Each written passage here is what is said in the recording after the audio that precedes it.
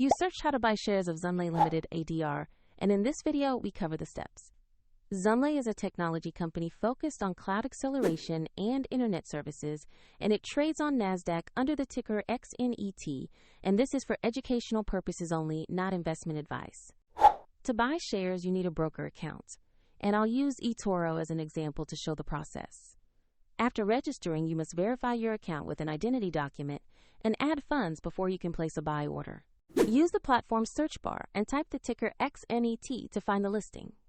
Select the matching Xunlei Ltd-ADR result to open the stock page.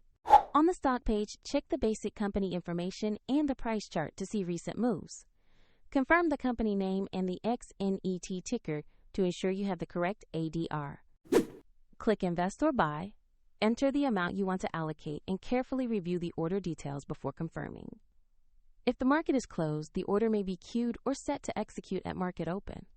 And if you don't have enough funds, the platform will prompt you to add money before the purchase completes. Once your order executes, the position will appear in your portfolio where you can monitor it.